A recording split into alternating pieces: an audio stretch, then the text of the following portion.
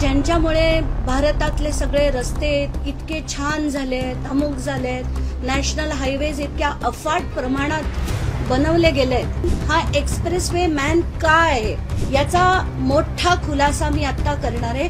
खरं तर मी नितीन गडकरींवर एक मालिकाच करणार आहे. नितीन गडकरी ज्यांना दुनिया म्हणते की ते काय काय नावं दिली आहेत त्यांना एक्सप्रेसवे मॅन ऑफ इंडिया, की ज्यांच्यामुळे भारतातले सगळे रस्ते इतके छान झालेत, अमुक झालेत, नॅशनल हायवेज इतक्या अफाट प्रमाणात बनवले गेलेत. तर हे एक्सप्रेसवे मॅन, हा एक्सप्रेसवे मॅन काय आहे याचा मोठा खुलासा मी आता करणार आहे. खरं तर मी नितीन गडकरींवर एक मालिकाच करणार आहे. याचं कारण असं की मी एक छोटा विषय लढत होते. एक भांडूपच्या 660 चाळीत, चांगल्या चाळीत राहणाऱ्या लोकांना, ज्यांची घरं ही त्यांची स्वतःची मालकीची होती, त्याच्या खालची जमीन त्यांच्या मालकीची होती, रजिस्टर्ड अग्रीमेंट्स होती, अशा लोकांची जमीन त्या लँडलॉर्डनी पुन्हा एकदा एक अतुल शिरोडकर नावाच्या माणसाला विकली. आणि या अतुल शिरोडकरला फायदा मिळवून देण्यासाठी नितीन गडकरींनी थेट फोन करून एजीआरसीचे अध्यक्ष आधी वळसा नायर आणि त्यानंतर असीम गुप्ता यांना फोन करून खरं तर आपल्या सगळ्यांना माहितीच आहे की एसआरए हा पॉलिटिशियन्सचा अड्डा आहे. तर हा पॉलिटिशियन्सचा अड्डा, नितीन गडकरी सुद्धा त्याच्यातला एक भाग आहेत. आणि आता स्वतःचं मालकीचं घर असताना त्यांच्या राईट्सला चिरडून नितीन गडकरींनी सगळे कायदे धाब्यावर लावून असीम गुप्तांना भाग पाडलं की त्यांनी एक ऑर्डर जी दिली ती अतिशय चुकीची ऑर्डर होती. एवढंच नाही तर त्याच्यावर एका अधिकाऱ्यांनी डिसेंट लोट सुद्धा लिहिलेली आहे की ही ऑर्डर आहे, ही चुकीची आहे. असं असताना सुद्धा ते राबवून तिथे डिमॉलिशन करणार होते. आणि त्याच्यात मी माझा इगो बाजूला ठेवून, म्हणजे खरं तर नितीन गडकरींविरुद्ध मी 11-12 पासून लढतीये, पण मी माझा स्वाभिमान बाजूला ठेवून नितीन गडकरींना भीक मागायला, की या लोकांना चिरडू नका म्हणून भीक मागायला मी दिल्लीला गेले एप्रिल महिन्यात की हे असं होऊ देऊ नका. त्याच्यानंतर सुद्धा त्यांनी ती ऑर्डर राबवली. 11 सप्टेंबरला आत्ता ती ऑर्डर आली आणि त्यांच्या घरांचं डिमॉलिशन करणार आहेत. हे जेव्हा मला कळलं तेव्हा मी म्हटलं या माणसाला आता अद्दल ही घडलीच पाहिजे. कारण हे जितके पॉलिटिशियन्स आहेत त्यांची हाव इतकी सुटत चालली आहे की आता सगळे कायदे धाब्यावर ते लावतात. वरनं पॉलिटिशियन्सनी अधिकाऱ्यांना फोन केले की अधिकाऱ्यांची हिंमत होत नाही त्या विरुद्ध त्यांची ऑर्डर द्यायची. कायदे बिदे गेले खड्ड्यात. कायदा हा त्यांच्यासाठी नसतोच, पॉलिटिशियनसाठी तर नक्कीच नाही. म्हणून आजपासनं मी असं ठरवलंय की अशा लोकांना धडे शिकवायचे. आज जर गडकरी नसते तर खरं तर आता या प्रकल्पामध्ये सगळे सामील आहेत. मी कोणाकोणाकडे भिका मागितल्या ते तुम्हाला सांगते. आधी सुनील राऊत त्यांच्याशी 2दा बोलले. संजय राऊत त्यांना सामनाच्या ऑफिसमध्ये जाऊन भेटले. नितीन गडकरी त्यांना दिल्लीला जाऊन भेटले. वलसाड नायर, असीम गुप्तांना 100 वेळा सांगितलं, 100 वेळा फडणवीसांना सांगितलं, भीक मागितली की ही या लोकांची स्वतःची घरं आहेत, तर प्लीज तुम्ही असं होऊ देऊ नका. तरी पण सगळ्यांची राजकीय गणित असल्यामुळे फडणवीसांनी सुद्धा काही केलं नाही, कारण त्यांचे आणि त्यांचे नागपूरचे संबंध आहेत. म्हणून पूर्णच्या पूर्ण ती आता सध्या स्थितीत अशी आहे. आणि मी हे वॉर्निंग देते सगळ्यांना की आता याच्या पुढे सुद्धा मी ही मालिका अशीच चालू ठेवणार. कारण नितीन गडकरी सारख्या व्यक्तीला आता बाहेर ठेवणं फार गरजेचं आहे. सुरुवात अशी करते, आधी एका कंपनीपासून आपण सुरुवात करूया. तर एक कंपनी होती आयडियल एनर्जी प्रोजेक्ट्स नावाची. ती कंपनी स्थापन कोणी केली तर हे त्याचे एओए आणि एमओए ही स्थापन केली एका कुटुंबाने.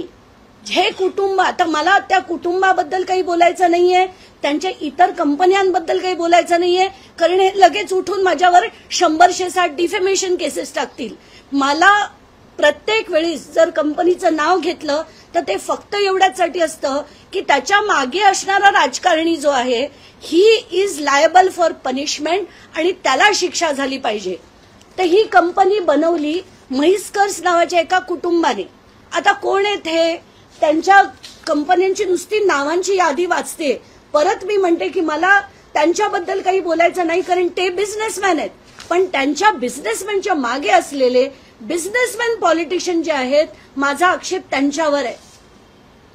त्यांच्या कंपनीची यादी: MEP infrastructures developers limited, ideal road builders, Mhaiskar infrastructure, ideal infoware private limited, MEP infrastructure, ideal energy project ज्या कंपनीबद्दल मी आता बोलणार आहे, ideal hospitality, MEP Chennai bypass, MEP highway solution, MEP Hyderabad Bangalore, MEP IRDP Solapur, MEP Nagargaji, MEP Rossell, MEP टोरमॅटो, Mhaiskar landmarks, Raima tollways, Riddhima toll bridge, Raina ventures, Riddhima toll private limited, Baramati toll private limited, MEP infra projects private limited आणि Chitpavan foundation. एवढ्या कंपन्यांमध्ये हे कुटुंब आहे. आणि या कुटुंबांनी काय केलं आता ते बघू. आता त्यांना प्रोजेक्ट्स कुठले कुठले मिळालेत त्याची अख्खी यादीच्या यादी आहे. आता कोणीही काही म्हणण्याआधी की यांना पेपर कुठून मिळतात, वरून मिळतात, इथून मिळतात, तिथून मिळतात, हे सगळा डेटा मी सगळ्या पत्रकारांना ही प्रेस कॉन्फरन्स झाल्यावर कसा शोधायचा ते दाखवणार आहे. हे AI सॉफ्टवेअर्स आहेत, ह्याच्यावरनं तुम्ही हवं ते डाउनलोड करू शकता, तेही मी दाखवणार आहे. आणि शोधण्याचा प्रयत्न हा सगळ्या लोकांनी करावा आणि प्रत्येकाने विरोधी पक्षांनी खास करून हा करावा आणि त्यांच्या विरुद्ध सुद्धा विरोधी पक्षांनी लढावं असं मी टोमणाने मारत आहे, विनंती करते. आता हे एवढ्याले प्रोजेक्ट्स आहेत. MEP हैदराबाद टोल रोड, त्यांना सगळेच्या सगळे 5 मुंबईचे एंट्री पॉइंट्स त्यांना वाचूनच दाखवते थोडे quickly. Annuity projects MEP group सबसिडियरीचे औसा चाकूर लोहा वारंगा, तालुजा माहुआ, नागपूर रिंग रोड बायपास, हे सगळे त्यांना प्रोजेक्ट्स मिळालेले आहेत.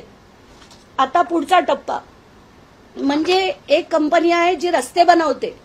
ती रस्ते बनवणारी कंपनी एका कंपनीमध्ये पैसे इन्व्हेस्ट करते, त्याच्यात त्यांचं कुटुंब आहे.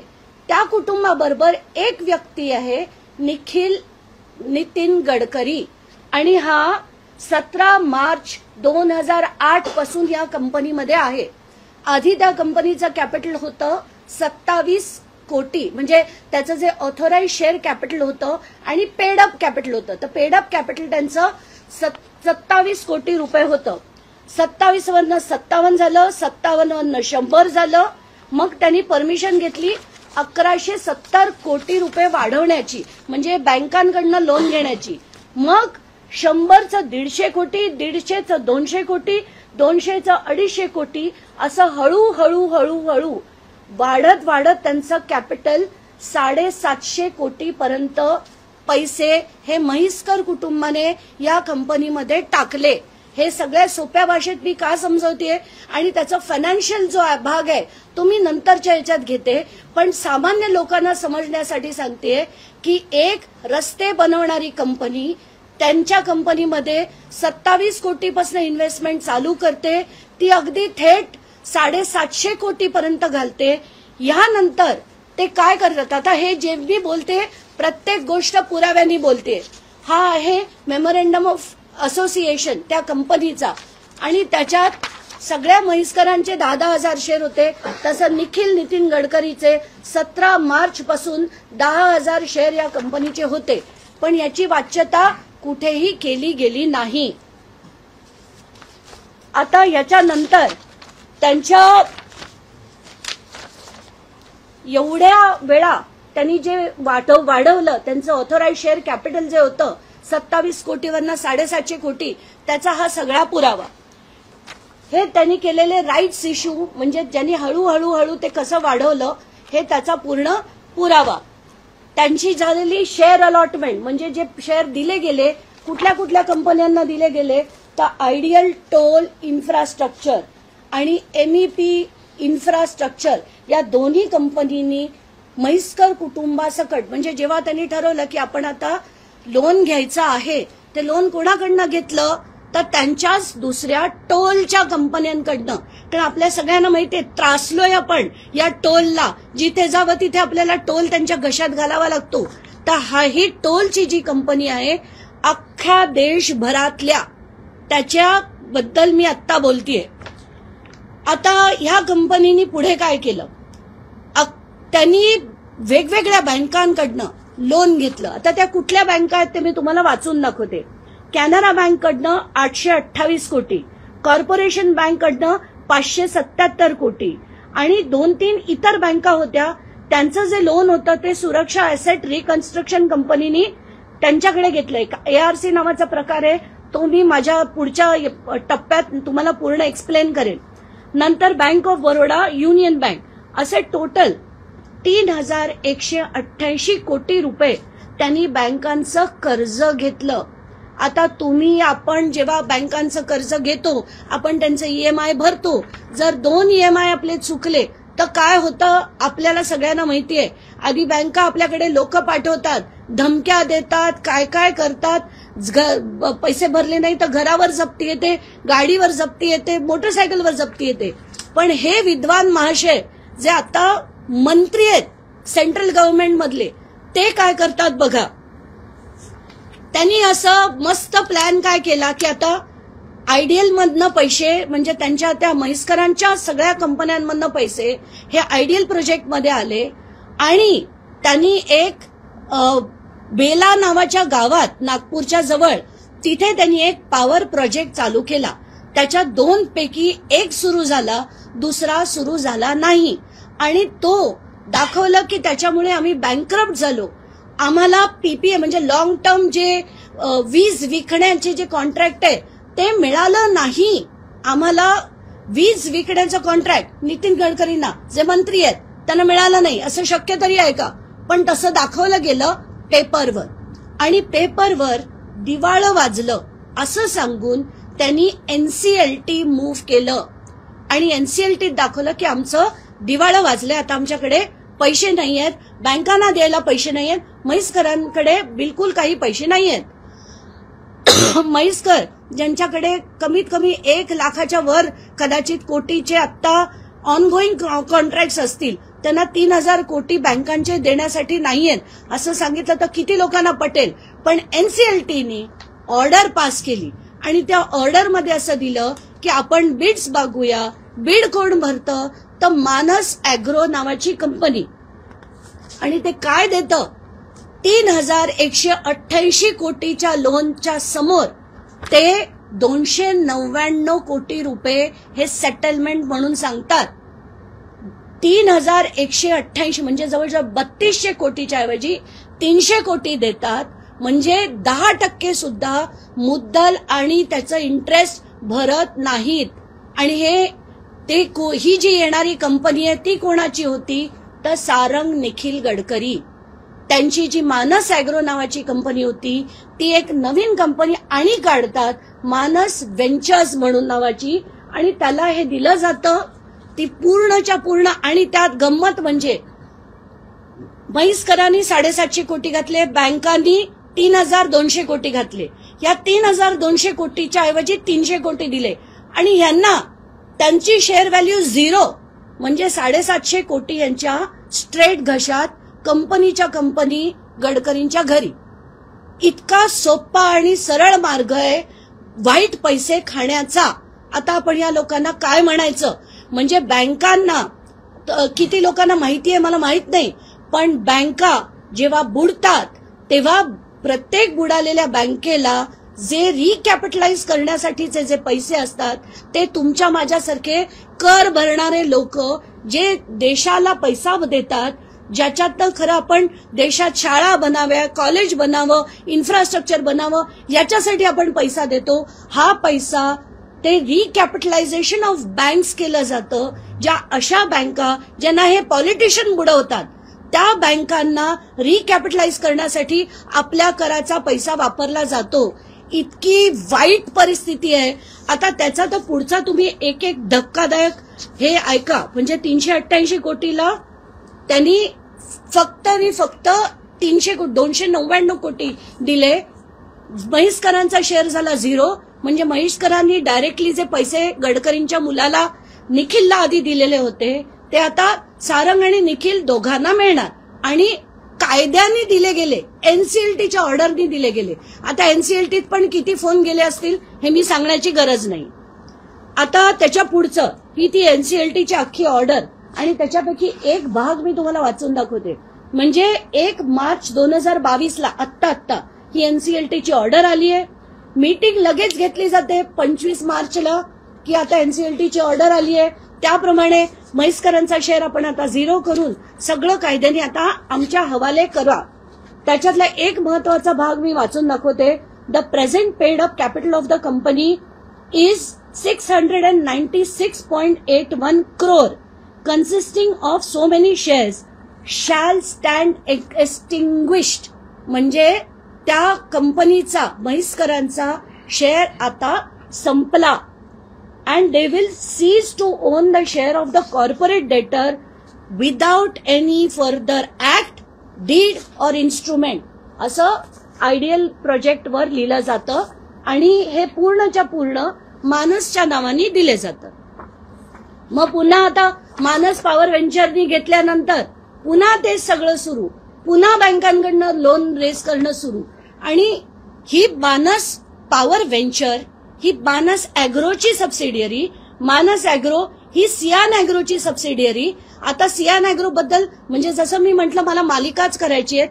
मी तब्बल यांच्यातल्या फिरवलेल्या कंपन्या आणि त्यांच्या फिरवलेले पैसे अशा 108 कंपन्या आणि 273 लोक ज्यांनी याच्यात पैसे घातलेत असे 273 यांचे डायरेक्टर्स पैसे घातलेत किंवा काय काय सहभाग दिला याची अख्खी मालिकाच करेन मी. आता त्याच्यातला सगळ्यात आणि एक मोठा खुलासा म्हणजे आत्ताच्या घटकेला 2017 मध्ये यांच्याच सरकारने एक कायदा आणला होता ज्याला इनसॉल्व्हन्सी बँक्रप्सी कोड म्हटलं जातं. म्हणजे पूर्वी काय व्हायचं, मोठी कंपनी असेल त्याचं दिवाळं वाजलं म्हणून सांगायचं आणि त्याचेच डायरेक्टर ते दिवाळं वाजलेल्या कंपनीचे ऍसेट्स हे 10% 5% किमतीत विकत घ्यायचे जसं आत्ता घेतलं गेलं. म्हणजे दिवाळं वाजलं मोठ्या 4000 कोटीच्या कंपनीचं आणि विकत किती घेतली त्यांनी 300 कोटीला. तोच प्रकार होऊ नये म्हणून सेंट्रल गव्हर्नमेंटनी या आयबीसी कायद्यामध्ये अमेंडमेंट आणली होती. काय अमेंडमेंट होती ती? 29A सेक्शन अंतर्गत ही अमेंडमेंट आली की एखादा डायरेक्टर जर एका कंपनीत असेल आणि त्या कंपनीचं दिवाळं वाजलं तर तो त्यात सहभागी होऊ शकत नाही. आणि असा कायदा असताना दुसरी कंपनी उभी केली गेली मानस पॉवर व्हेंचर. त्याच्यातनं मानस अॅग्रोनी घेतली. मानस अॅग्रोनी सियान अॅग्रो मध्ये त्यांची सबसिडियरी म्हणून घेतली आणि हे सगळं करणाऱ्या सियान अॅग्रो मध्ये निखिल गडकरी आहेत, मानस अॅग्रो मध्ये सारंग गडकरी आहेत. आणि ह्या भ्रष्टाचाराचा दिलेला पैसा म्हणजे त्यातला महत्वाचा मुद्दा म्हणजे निखिल गडकरी हे स्वतः आयडियल प्रोजेक्ट मध्ये डायरेक्टर असताना त्यांच्याच भावानी एक कंपनी उभी करून ती कंपनी मग निखिल गडकरीच्या कंपनीमध्ये घातली. हे 29A सेक्शनचं मोठं उल्लंघन आहे. याच्यात कायदेशीर शिक्षा आहे आणि 2 वर्ष जेलची हवा खायला लागते. हे as per details which I have taken down under IBC code. त्याच्यात सरळ सरळ लिहिलेलं आहे criminal conviction anyone convicted of offence punishable with 2 years or more. आता प्रमोटर्स आर डिस्क्वालिफाईड फ्रॉम म्हणजे तो कायदा वाचून दाखवते. Promoters are disqualified from bidding for insolvent companies under the insolvency and bankruptcy code primarily through section 29A which contains a comprehensive set of conditions aimed at preventing persons. आता हे ऐका, aimed at preventing persons responsible for financial stress from regaining control, any acting jointly or in concert with such person is also barred. म्हणजे निखिल गडकरी आणि सारंग गडकरी यांना या कायद्याप्रमाणे बार केलं गेलं पाहिजे. आता हे करतील नाही करतील त्यांचं सरकार आहे, ते जाणो. माझं काम आहे ते एक्सपोज करणं, जे मी केलं. आणि ही एक कंपनी नाही, अशा असंख्य कंपनीज आहेत ज्याचे सगळा डेटा मी डोक्यात तिडीक गेली म्हणून काढायला सुरुवात केली. पण जेवढा काढत गेली आहे, अतिशय भयानक आहे हे सगळं. आणि जनतेपुढे यावं म्हणूनच मी हे लढले. तुमचे काही प्रश्न असतील तर विचारा.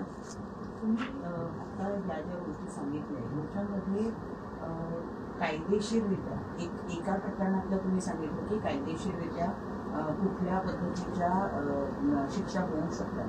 हे जे नियम आहेत, कुठल्या कुठल्या नियमांचे या सगळ्या कंपन्यांमध्ये आतापर्यंत उल्लंघन झालेलं आहे आणि त्या अंतर्गत काय कारवाई? त्याच्यात खरं तर आयडियल प्रोजेक्ट्स नावाची, आयडियल एनर्जी प्रोजेक्ट्स नावाची जी कंपनी आहे, ती जर टोल्समध्ये रस्ते बनवण्यात पदोपदी जर असेल तर अशा कंपन्यांना रस्त्यांचे कॉन्ट्रॅक्ट जे व्यक्ती देतो तो त्याच्या मुलाच्या कंपनीमध्ये आर्थिक नफा मिळवून देतो. हे सरळ ऑफिस ऑफ प्रॉफिट आहे. तर या अंतर्गत त्यांच्यावर खरं तर कारवाई झाली पाहिजे. मंत्रिपदाची शपथ घेताना मी मला स्वतःला किंवा माझ्या परिवाराला कुठल्याही प्रकारचा आर्थिक नफा मिळवून देणार नाही अशी जी आहे, या कायद्यानुसार सुद्धा त्यांना त्यांच्या मंत्रिपदावरनं बेदखल करणं गरजेचं आहे. एवढंच नाही तर तिसरं म्हणजे जसं मी म्हटलं की जो आयबीसी कायदा आहे त्याच्या सेक्शन 29A अंतर्गत त्यांच्यावर क्रिमिनल कंप्लेंट लॉज होऊन त्यांच्यावर क्रिमिनली ऍक्शन झाली पाहिजे. एवढंच नाही, त्यांची ही ज्या सगळ्या कंपन्यांची मी तुम्हाला बोलले, या तिन्ही कंपन्या मानस व्हेंचर, मानस अॅग्रो आणि सियान अॅग्रो, या सगळ्या गोष्टींचा सुद्धा त्यांच्यावर कारवाई झाली पाहिजे. आत्ताच्या घटकेला मला तुम्हाला सगळ्यांना तेच दाखवायचं की यांचे जेवढे शेअर आहेत, सियान अॅग्रो नावाच्या कंपनीचे शेअर आणि त्याच्याबद्दल तर प्रचंड मोठे खुलासे आहेत. पण ते मी आधी सेबीला त्याची रीतसर कंप्लेंट देणार आहे आणि मग ते काढणार आहे. एवढंच नाही तर यांनी जे मनी लॉन्ड्रिंगचे जे फिरवलेले पैसे आहेत एका कंपनीतनं दुसऱ्या कंपनीत, आणि मला आणि एक महत्वाचा मुद्दा सांगायचा आहे. एक जे कोलकात्याला बसून भुजबळांसाठी करायचे त्यांचे छोटे भाऊ, दुसरे भाऊ, हे आता गडकरींसाठी हे पैसे फिरवीचे धंदे करतायत. आणि त्यांना थेट नागपूरला बोलवून घेतलं होतं. सगळ्या गोष्टी ज्या होत आहेत त्याचा देखील खुलासा मी टप्पा बाय टप्पा आता करणार आहे. ही त्याची जसं मी म्हटलं मालिकाच सुरू केली आहे. आजपासून त्याची सुरुवात आहे. ताई, तुम्ही म्हणालात की ज्या कंपन्या होत्या त्यांनी जवळपास 3200 कोटी रुपयांचं कर्ज हे राष्ट्रीयकृत बँकांकडून घेतलं आणि त्याची सेटलमेंट अमाऊंट केवळ 299 कोटी रुपये होती. तर त्यांनी सरकारचे किंवा राष्ट्रीयकृत बँकांचे सामान्य माणसाचे 2900 कोटी रुपये बुडवले असं तुमचा आरोप येतात. सरळ म्हणजे 3200 कोटी ज्या बँकांचे होते, देणं होतं, ज्याच्यात मुद्दल होती आणि काही व्याज होतं, ते दिले नाहीत आणि ते 300 कोटीला सेटल केले. याचा थेट अर्थ असा होतो की त्यांनी तेवढे बँकांचे बुडवले. आणि दोन्ही कंपन्यांमध्ये त्यांची दोन्ही मुलं होती. म्हणजे एका कंपनीत निखिल, दुसऱ्या कंपनीत सारंग. आणि त्यांनी थेट खोटं दाखवून, त्यांनी कंपनी बंद आहे असं दाखवून एनसीएलटीची ऑर्डर घेऊन हे सगळं केलंय. ही फसवेगिरी आहे आणि यासाठी त्यांच्यावर ऍक्शन झाली पाहिजे. नितीन गडकरी आणि सारा नितीन गडकरी यांनी आर्थिक फसवणूक केली आहे असं एकंदरीत तुम्ही मला सांगायचं की या प्रकरणात नाही, पूर्णपणे त्यांनी आर्थिक फसवणूक लोकांची केली. लोकांच्या डोक्यावर असे रोडवेज थोपवले. एवढंच नाही तर टोल्स थोपवले आणि त्याच्यातनं मिळालेला पैसा हा आयडियल मध्ये आला. आयडियल मधला त्यांच्या दोन्ही मुलांच्या कंपन्या, त्यांना ते एक थेट कंपनी बनवून त्यांच्या मुलांच्या हातात हवाले केली गेली, असाच माझा थेट आरोप आहे. सरळ प्रश्नच नाही. पीएमएलए सगळ्या ऍक्ट त्याच्यावर इन्वोक होतील, याच्यावर ऑफिस ऑफ प्रॉफिट इन्वोक होईल. आयबीसी कायद्याअंतर्गत तर जेलमध्ये गेले पाहिजेत. तुम्ही तिथं इकडे या, मला ते दाखवायचं की हा लढा कशामुळे सुरू झाला ते. पण त्या गेटनी आत या, इथे या. पंतप्रधान म्हणतात की न खाऊंगा न खाणे दूंगा. मग इतके मोठे केंद्रीय मंत्री आणि इतका जर सगळा कारभार होत असेल तर असं का होतं असं मला वाटतं. दोन्ही हातांनी त्यांचे मंत्री खातायत. आणि आत्ताच्या घटकेला जे मी नितीन गडकरींचा दाखवलंय, ही एक कंपनी दाखवली अशा असंख्य कंपन्यांच्या इथेनॉल आणि रोड्स मध्ये किती प्रत्येक जो किलोमीटर वाईज रोड होतोय, प्रत्येक कॉन्ट्रॅक्ट मागे कोण कोण आहेत, यांच्या कंपन्यात हे कसे येतात, या सगळ्या गोष्टीचा जसं मी म्हटलं 128 कंपन्यांचे डिटेल्स मी काढलेत. हे सगळे कंपनी बाय कंपनी मी अख्खी मालिका चालवली तर वर्ष पुरेल. आणि जर मोदी म्हणत असतील की ना खाऊंगा ना खाने दूंगा, त्या स्टेटमेंटलाच काय म्हणावं मला कळत नाहीये. E20 वर आता खूप लोक चर्चा करतायत, त्याच्यावर तर प्रचंड मोठे खुलासे करणं बाकी आहे. पण जसं मी म्हणते, ही आज मी केलेली सुरुवात, कारण ज्याला express way man of India म्हटलं जातं, त्यांचा गौरव केला जातो, तो माणूस प्रत्येक किलोमीटर मागे पैसे खातोय, त्यांच्या टोलमध्ये पैसे खातायत. ही जी सगळी माणसं आहेत, ही भांडूपची जी चाळीचा विषय होता त्यांच्यासाठी मी लढत होते आणि ते थेट नोव्हेंबर 23 पासनं 11 सप्टेंबरला करत होते. त्यांची ऑर्डर 11 सप्टेंबरला आली आणि मला असं वाटतंय की आता म्हणून मी त्यांच्यासाठी म्हणून ती 11 सप्टेंबरला ऑर्डर आणली आणि मला वाटतंय की परमेश्वर कुठेतरी आहे, म्हणूनच हे सगळं आता त्यांचं यांची ऑर्डर येणं, तेव्हाच त्या सियांचं येणं, तेव्हाच ते येणं, हा केवळ एक परमेश्वराने घडवून आणलेला योगायोग नाही म्हणतायत.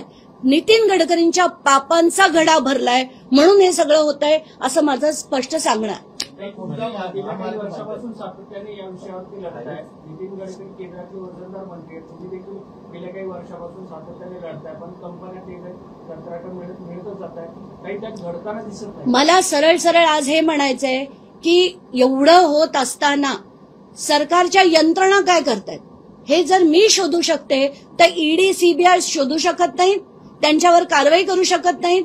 आणि तुम्ही जेव्हा देशाला आश्वासन देता की ना खाऊंगा ना खाने दूंगा, हे अडाणी अंबानी अमुक सगळे जे आमच्या डोक्यावर थोपवलेत आणि त्यात तुमचे सगळे मंत्री जे स्वतःची ताकद वापरून बँकांकडनं एनसीएलटी कडनं हव्या त्या ऑर्डर घेत आहेत, टोल येऊन आमच्या डोक्यावर थोपवतात. का भरायचा आम्ही टोल? आम्ही आधीच कर भरतोय ना, आम्ही कर भरतोय उठता बसता प्रत्येक गोष्टीत, road tax, sales tax, GST सगळे टॅक्सेस भरतोय. वर आमच्या डोक्यावर टोल तुम्ही का थोपवताय? कारण आम्ही जो पैसा देतो तो देशाचं इन्फ्रास्ट्रक्चर बनवण्यासाठी देतो आणि ते तुम्हाला बनवत नसेल. आणि अशी जे so called BOT model, TOT model, 2 models आहेत त्यांची. BOT model build operate and transfer, TOT model toll operate and transfer. अरे काय चालवलंय हे? बास करा आता हे सगळं. तर मला शासनाला अति विनंती आहे की ह्या सगळ्या गोष्टीचे मी हे पेपर आनंदाने द्यायला तयार आहे. ईडीने मला समन्स पाठवावे, मी जाऊन हे सगळ्या ईडीच्या हातात, सीबीआयच्या हातात द्यायला तयार आहे. याची चौकशी करावी आणि योग्य ती कारवाई, मंत्री आहे म्हणून ती थांबवण्यात येऊ नये, त्यांच्यावर झाली पाहिजे अशी कळकळीची विनंती. हायवे मॅन अशी नितीन गडकरींची आमची ओळख आहे. मात्र तुम्ही जे काही खुलासे इथे केले त्यावरून काय वाटतं की दुसरा कोणता हायवे ते वापरतो? सगळेच. आता जसं मी तुम्हाला वाचून दाखवलं त्याची जर तुम्ही यादी बघितली आयडीएलची तर कमीत कमी 25 पानांची यादी आहे जेवढे कॉन्ट्रॅक्ट त्यांना मिळालेत त्याची. धन्यवाद.